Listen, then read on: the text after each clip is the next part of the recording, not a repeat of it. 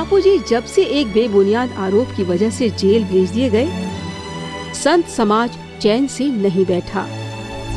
संत समाज देश के कोने कोने में घूम घूम कर अपनी आवाज उठाता रहा, कभी संत सम्मेलन से तो कभी कीर्तन यात्रा से।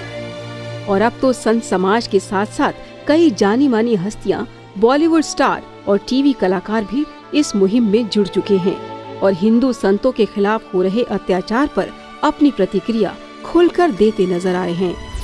संत हमारे देश की सबसे बड़ी धरोहर है और संत हमारे देश का सबसे बड़ा असेट है।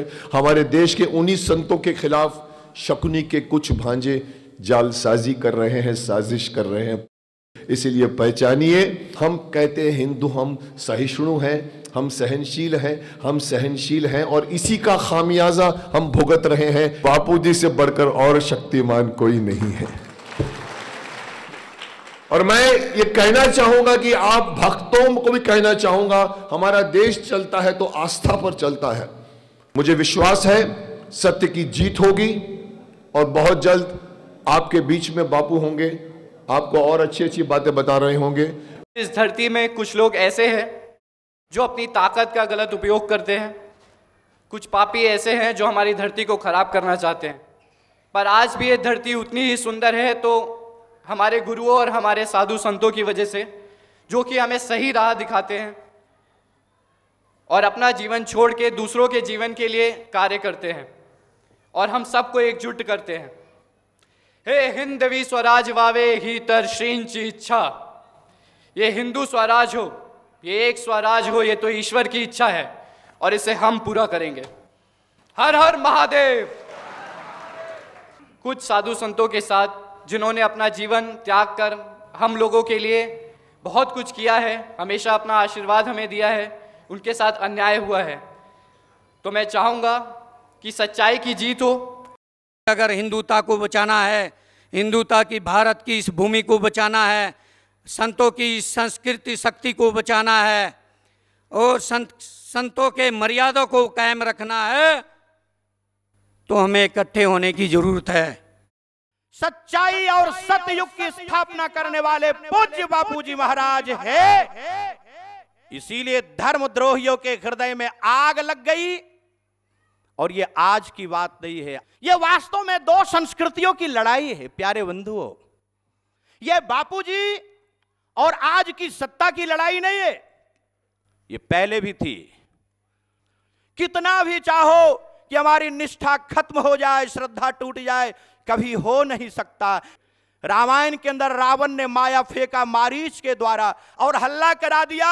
अयोध्या का राजकुमार रावण और मारीच की माया में बोलो फंस गया। पर ईमानदारी से कहना कि बाद में कौन फंसा, राम फंसे या रावण फंसा? बताना। रावण फंसा। प्यारे बंधुओं, ये दो संस्कृतियों की लड़ाई है और आप जारी रखेंगे। ये अभी आशा नहीं करेंगे कि अभी मुझे सफलता मिल जाए। एक उदाहरण फिर से दूंगा भागवत जी का। गंगा जी को धरती पे लाना था। गंगा जी किन राजा की तपस्या से आई? महाराज भगीरथ। कौन? तो क्या भगीरथ के पहले राजा लोग तपस्या नहीं किए थे? किए थे।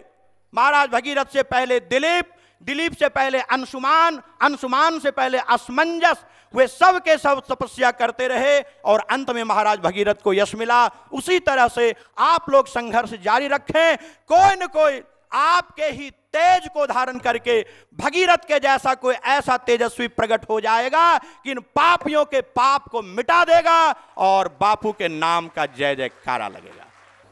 धर्म मूल्यन हमें कौन सिखाता है? वह है हमारे साधु संत, जिन्हें हम सद्गुरु कहते हैं, हमारे बापूजी।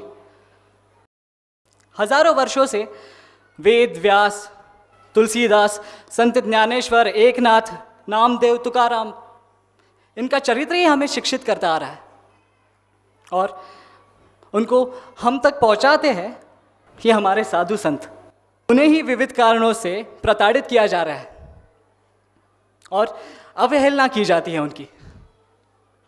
निश्चित ही ये अच्छी बात नहीं है हमारे लिए, हमारे स्वास्थ्य के लिए, हमारे धर्म के लिए। ये बिल्कुल भी अच्छी बात नहीं है। देखिए, मुझे लगता है कि हमारे संस्कृति पर, हमारे धर्म पर एक आक्रमण सा हो रहा है, और ये आक्रमण अधर्मी ही कर रहे हैं। बिना सिर पैर के साधु संतों पर इल्जाम लगाना एक बस फैशन सी हो गई है, जो कि सही नहीं है। संतों की रक्षा जरूर होगी, उन्हें न्याय जरूर मिलेगा, सम्मान जरूर मिलेगा। जैसे वसंत ऋतु में पलाश को फूल आते हैं, तो जब पलाश के जंगल में, वन में ऐसा लगता है कि आग ही लगी है, अग्नि ही लगी है, ऐसा प्रतीत होता है। वैसे ही इन निंदकों की निंदा वैसी ही है जैसे पलाश के वन में, जंगल में अग्नि की प्रतीति हो रही है, यानी झूठी है, मिथ्या है।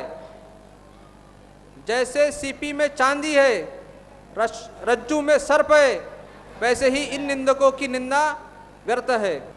षड्यंत्रकारी उंगलियों पर गिनने वाले लोग हैं, दुष्ट उंगलियों पर गिनने वाले लोग रहते हैं, पर सज्जन लाखों में है, करोड़ों में है। उन दुष्ट संहारों को, दुष्ट षड्यंत्रकारियों को उनकी जड़ों से उसको काट कर फेंकना पड़ेगा। इसमें सभी हिंदुओं का सहयोग होना जरूरी है, चाहे वो किसी भी धर्म संप्रदाय, किसी भी जाति, व्यक्ति, परिस्थिति, पंथ परंपरा को चलाता होगा, गुरु, धर्म गुरु, या ग्रस्त होगा, वानप्रस्थ होगा, सन्यासी होगा, ब्रह्मचारी होगा, उसका परम कर्तव्य है कि वो अपने हिंदू धर्म की रक्षा करे। ये मत सोचना आज बापूजी के ऊपर लांछन लगे हैं, बापूजी के ऊपर लांछन नहीं लगे हैं, लांछन हिंदू धर्म के ऊपर है, हमारे संस्कृति के ऊपर है, और सारे उन साधु संतों के ऊपर है। तो इसलिए हम ये ना सोचे कि बापू के ऊपर लांछन लगा है तो चलो हम तो बच जाएंगे, नहीं, एक एक करके सबका नंबर आएगा अगर हम हिंदू सब एकजुट होकर आगे नहीं बढ़े तो। आज पूज्य बापू जी को अंदर नहीं किया उन्होंने एक तीर से करोड़ों हृदय को वेदना किया है।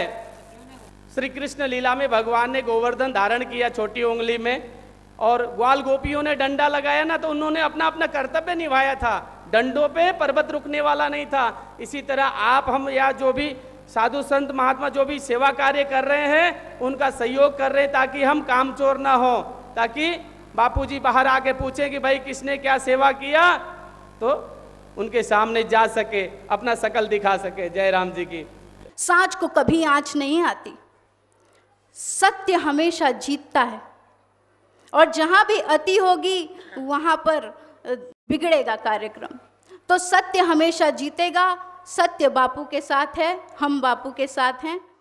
कि ऐसा समय है, अरे जब धान के मिंजाई करते हो तो बहुत सारा धान दिखाई देता है, तो उस समय किसान सोचता है कि एक प्रबल पवन का वेग डाला जाए, एक तेज सरसराती हवा इस पे डाली जाए, तब पता चलता है कौन बदरा है और कौन अच्छा पोठ धान है।